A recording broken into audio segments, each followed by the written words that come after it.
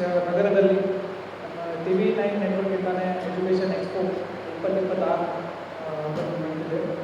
ಈ ಕಾರ್ಯಕ್ರಮಕ್ಕೆ ವೇದಿಕೆ ಮೇಲೆ ಆಸೀನರಾಗಿರುವಂತಹ ಜಿಲ್ಲಾಧಿಕಾರಿಗಳಾದ ಸ್ನೇಹಲ್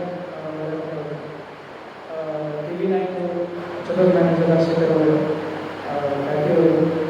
ಇಲ್ಲಿ ಬಂದಿರತಕ್ಕಂಥ ಎಲ್ಲ ಎಜುಕೇಷನ್ ಇನ್ಸ್ಟಿಟ್ಯೂಷನ್ಸ್ ಇಂದ ಬಂದಿರತಕ್ಕಂಥ ಎಲ್ಲ ಗಣ್ಯರು ಮತ್ತು ಪಾಲಕರು ಮತ್ತು ಸ್ಟೂಡೆಂಟ್ಸ್ ವಿದ್ಯಾರ್ಥಿಗಳು, ಪ್ರತಿ ವರ್ಷ TV9 ಇಂದಲೇ ಈ ಎಜುಕೇಷನ್ ಎಕ್ಸ್ಪೋ ಬೇರೆ ಬೇರೆ ಜಿಲ್ಲೆಗಳಲ್ಲಿ, ಬರೀ ಹುಬ್ಬಳ್ಳಿನಲ್ಲಿ ಅಷ್ಟೇ ಅಲ್ಲ, ಬೇರೆ ಬೇರೆ ಜಿಲ್ಲೆಗಳಲ್ಲಿ ಕಲಬುರಗಿ ಸೈಡ್ನಲ್ಲಿ ಮತ್ತು ಬ್ಯಾಂಗ್ಳೂರಲ್ಲಿ ಬೇರೆ ಬೇರೆ ಜಿಲ್ಲೆಗಳಲ್ಲಿ ಕೂಡ ಇದು ಮಾಡಿದೆ.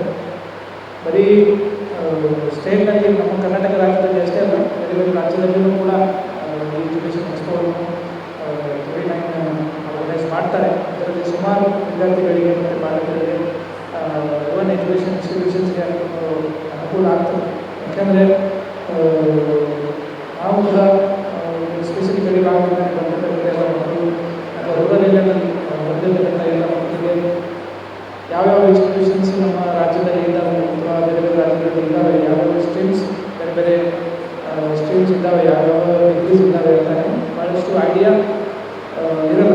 ಅದು ಇವಾಗ ಸೋಷಿಯಲ್ ಮೀಡಿಯಾ ಮತ್ತು ಇಂಟರ್ನೆಟ್ ಎಲ್ಲ ರೀಚ್ ಆಗಿದೆ. ಆದರೂ ಸಹ ಇಂಥ ಎಕ್ಸ್ಪೋ ಇದ್ದಾನೆ ಒಂದು ಒನ್ ಟು ಒನ್ ಇಂಟ್ರಾಕ್ಷನ್ ಆದಮೇಲೆ ಕೂಡ ಭಾಳಷ್ಟು ಇನ್ಫಾರ್ಮೇಷನನ್ನು ವಿದ್ಯಾರ್ಥಿಗಳಿಗೆ ಮತ್ತು ಪಾಲಕರಿಗೆ ಅದರಲ್ಲಿ ಹೋಗ್ತದೆ. ನಾನು ಕೂಡ ನೋಡಿದ್ದೀನಿ, ನಾವು ಯಾವಾಗ ಸ್ಟೂಡೆಂಟ್ಸ್ ಇದ್ದೀವಿ ಆಲ್ಮೋಸ್ಟ್ 10-12 ಇಯರ್ಸ್ ಹಿಂದೆ, ಆವಾಗ ಕೂಡ ಅಷ್ಟೊಂದು ಆಪ್ಷನ್ಸ್ ನಮಗೆ ಇರಲಿಲ್ಲ. ಆವಾಗ ಬರೀ ಪಾಲಕರಿಗೆ ಅಥವಾ ವಿದ್ಯಾರ್ಥಿಗಳಿಗೆ ಕೇಳಿದ್ರೆ ಏನಾಗ್ತಾರೆ, ನಮ್ಮ ಮಕ್ಕಳು ಏನಾಗ್ತಾರೆ ಅಂತ ಮೇಜರ್ ಆಗಿ ಮೆಡಿಕಲ್ಗೆ ಹೋಗ್ತಾರೆ ಅಥವಾ ಇಂಜಿನಿಯರಿಂಗ್ಗೆ ಹೋಗ್ತಾರೆ ಅಂತಾರೆ, ಅಷ್ಟೇ ಮೇಜರ್ ಆಪ್ಷನ್ಸ್ ಇತ್ತು. ಆಮೇಲೆ ಇವತ್ತು ಇಂಜಿನಿಯರಿಂಗಲ್ಲೂ ಕೂಡ ನೋಡಿದರೆ ಬರೀ 4-5 ಸ್ಟ್ರೀಮ್ಸ್, ಮೆಕ್ಯಾನಿಕಲ್ ಇರಲಿ, ಕಂಪ್ಯೂಟರ್ ಸೈನ್ಸ್, ಎಲೆಕ್ಟ್ರಾನಿಕ್ಸ್, IT, ಅದನ್ನು ಬಿಟ್ಟು ಬೇರೆ ಆಪ್ಷನ್ಸ್ ಇರಲಿಲ್ಲ. ಇವಾಗ ಇದೆ ಭಾಳಷ್ಟು ಆಪ್ಷನ್ಸ್ ಈಗ ವಿದ್ಯಾರ್ಥಿಗಳಿಗೆ ಇದೆ. ಇವಾಗ ಹಿಂದೆ engineering incense lot of streams ಆಗಿದೆ. ನಾವು ಈಗ ಜಸ್ಟ್ ಮಾತಾಡ್ತಾ ಇದ್ದೀವಿ, ಒಂದು ಯೂನಿವರ್ಸಿಟಿನಲ್ಲಿ ಅರೌಂಡ್ 24 ಬೇರೆ ಬೇರೆ ಸ್ಟ್ರೀಮ್ಸ್ ಇದ್ದಾವೆ. ಈಗ AI ಟೆಕ್ನಾಲಜಿ ಬಂದಿದೆ, ಮತ್ತು ರೋಬೋಟಿಕ್ಸು, ಇವತ್ತು ಬೇರೆ ಬೇರೆ ಡೇಟಾ ಸೈನ್ಸಸ್ಸು. ಸೊ ಈ ರೀತಿ ಸುಮಾರು ಸ್ಟ್ರೀಮ್ಸು ಈಗ ವಿದ್ಯಾರ್ಥಿಗಳಿಗೆ ನಲ್ಲೂ ಇದೆ. ಆದರೆ ಇವಾಗ ಇನ್ನೂ ಬದಲಾವಣೆ ಆಗ್ತಾ ಇದೆ. ಸೊ ಅದೇ ಪ್ರಕಾರ ಏನಿದೆ, ನಾವು ಕೂಡ ಕಾಲಕ್ಕೆ ಯಾವುದು ಚೇಂಜ್ ಇದೆ. ಸೊ ಅದಕ್ಕೋಸ್ಕರ ಏನು ರೀಸೆಂಟಾಗಿ ಯಾವ್ಯಾವ ಸ್ಟ್ರೀಮ್ಸು ಚೆನ್ನಾಗಿ ಇದ್ದಾವೆ ಅದರ ಬಗ್ಗೆ ಮಾಹಿತಿ ಏನಾದರೂ ಬೇಕಿದ್ದ ವಿದ್ಯಾರ್ಥಿಗಳಿಗೆ ಇದನ್ನು ಒಂದು ಒಳ್ಳೆ ಸೆಟಪ್ ಇದೆ. ಸೊ ಎಲ್ಲರೂ ಇದರಲ್ಲಿ ಭಾಗವಹಿಸಬೇಕಂತ ಈ ವೇದಿಕೆ ಮುಖಾಂತರ ತಮ್ಮೆಲ್ಲರಿಗೆ ಮನವಿ ಮಾಡ್ಕೊಳ್ತೀನಿ.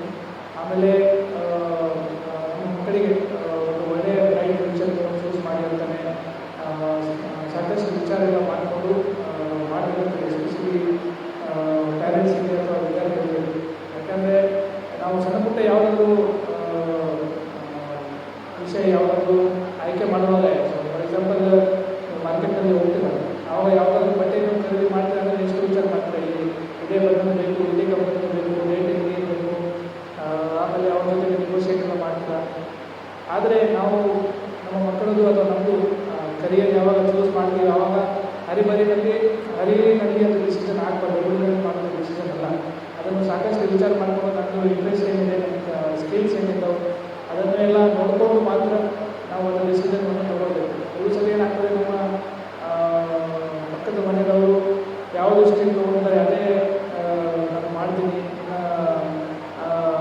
ಗೆಳೆಯ ಮಿತ್ರ ಯಾರಿರ್ತಾರೆ, ಸ್ನೇಹಿತರು ಯಾರಿರ್ತಾರೆ ಅವರು ಅದೇ ಮಾಡ್ತಾರೆ, ನಾನು ಕೂಡ ಅದೇ ಮಾಡ್ತೀನಿ, ನನ್ನ ಅಣ್ಣ ಮಾಡಿದ್ರು ಅದೇ ಮಾಡ್ತೀನಿ ಅಂತ ಕೆಲವು ಸರ್ತಿ ನಾವು ಕರಿಯರ್ ಚಾಯ್ಸ್ ಮಾಡುವಾಗ ಸರಿಯಾಗಿ ಮೈಂಡನ್ನು ಅಪ್ಲೈ ಮಾಡಲ್ಲ.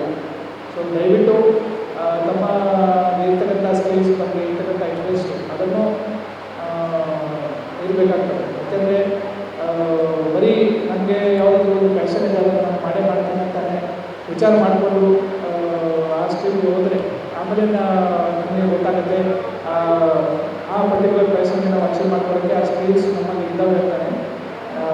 ಆಮೇಲೆ ಅದನ್ನು ಮ್ಯಾಚ್ ಆಗಿಲ್ಲ ಅಂದರೆ ಮತ್ತೆ ನಮ್ಮ ಭವಿಷ್ಯದಲ್ಲಿ 2-3 ವರ್ಷಕ್ಕೆ ಅದನ್ನು ಆಗಲು ಚಾನ್ಸಸ್ ಅದಕ್ಕಾಗಿ ಎಲ್ಲ ಪೇರೆಂಟ್ಸ್ಗೆ ಮತ್ತು ಸ್ಟೂಡೆಂಟ್ಸ್ಗೆ ನನ್ನ ಒಂದು ರಿಕ್ವೆಸ್ಟ್ ಅಂದರೆ ಯಾವಾಗಲೂ ಯಾವುದಾದ್ರು ಸ್ಟೂಡೆಂಟ್ಸ್ ಯಾವುದಾದ್ರು ಡಿಗ್ರಿ ನೀವು ಚೂಸ್ ಮಾಡ್ತೀರ ಅಂದರೆ ಕರೆಕ್ಟಾಗಿ ನೀವು ವಿಚಾರ ಮಾಡಬೇಕು. ಇವನ್ ನಿಮಗೆ ಬೇರೆ ಬೇರೆ ಕೌನ್ಸಿಲಿಂಗು ಕೂಡ ಪ್ರೊವಿಷನ್ ಇರ್ತದೆ. ಇವನ್ ಇಲ್ಲಿ ಎಕ್ಸ್ಪೋರ್ಟಲ್ಲಿ ನಾನು ಕೂಡ ನೋಡ್ತೀನಿ, ಕೆಲವು ಕಡೆ ಎಲ್ಲ ವಿದ್ಯಾರ್ಥಿಗಳಿಗೆ ಎಲ್ಲ ಕೌನ್ಸಿಲಿಂಗ್ ಮಾಡ್ತಾ ಇದ್ದಾರೆ. ಅವ್ರಿಗೆ ಇಂಟ್ರೆಸ್ಟಿಂಗ್ ಇದೆ, ಯೂನಿವರ್ಸಿಟಿ ಹೇಗೆ ಇದೆ, ಏನೇನು ಕೋರ್ಸಸ್ ಇದೆ, ಸೊ ಅದರ ಬಗ್ಗೆ ಅವರಿಗೆ ಸಾಕಷ್ಟು ತಿಳುವಳಿಕೆ ಈ ಎಕ್ಸ್ಪೋ ಮುಖಾಂತರ ಅವರಿಗೆ ಸಿಗ್ತಾ ಇದೆ.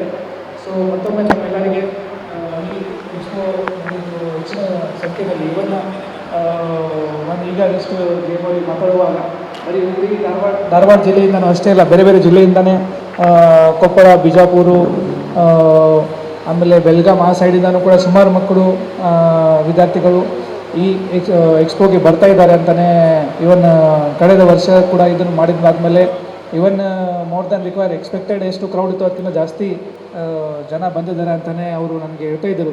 ಸೊ ಭಾಳ ಖುಷಿ ನಮ್ಮ ಸಿಟಿನಲ್ಲಿ ಈ ಥರ ಎಕ್ಸ್ಪೋ ನಡೆಯಲಿದೆ ಮತ್ತು ನಮ್ಮ ವಿದ್ಯಾರ್ಥಿ ಮಕ್ಕಳಿಗೆ ಈ ಥರ ಒಂದು ಆಪರ್ಚುನಿಟಿ ಒಂದು ಸಿಗ್ತಾ ಇದೆ. ಭಾಳ ಖುಷಿ ನಮ್ಮ ಅಡ್ಮಿನಿಸ್ಟ್ರೇಷನ್ಗೆ. ಸೊ ಇಂಥ ಎಕ್ಸ್ಪೋ ಇನ್ನೂ ಮುಂಬರುವ ದಿವಸಗಳಲ್ಲಿ ಕೂಡ ನಮ್ಮ ಸಿಟಿನಲ್ಲಿ ಆಗಲಿ ಮತ್ತು ನಮ್ಮ ವಿದ್ಯಾರ್ಥಿಗಳಿಗೆ ಹೆಚ್ಚಿನ ಆಪರ್ಚುನಿಟೀಸ್, ಒಳ್ಳೆಯ ಆಪರ್ಚುನಿಟಿ ಸಿಗಲಿ ಮತ್ತು ಅವ್ರ ಜೀವನದಲ್ಲಿ ಇನ್ನೂ ಉನ್ನತ ಸ್ಥಾನಕ್ಕೆ ಅವರು ಹೋಗಲಿ ಅಂತಲೇ ಆಶಿಸುತ್ತಾ ನನಗೆ ಇಲ್ಲಿ ಕರೆದುಕೊಂಡು ನನಗೆ ತಮ್ಮ ಎಲ್ಲರ ಜೊತೆಗೆ ಮಾತಾಡಿಕೊಳ್ಳೋಕ್ಕೆ ಅವಕಾಶ ಕೊಟ್ಟಿದ್ದಕ್ಕೆ TV9ಗೆ ಧನ್ಯವಾದಗಳು. ಅದನ್ನು ಹೇಳುತ್ತಾ ನಾನು 2 ಮಾತುಗಳನ್ನು ಮುಗಿಸ್ತೀನಿ. Thank you.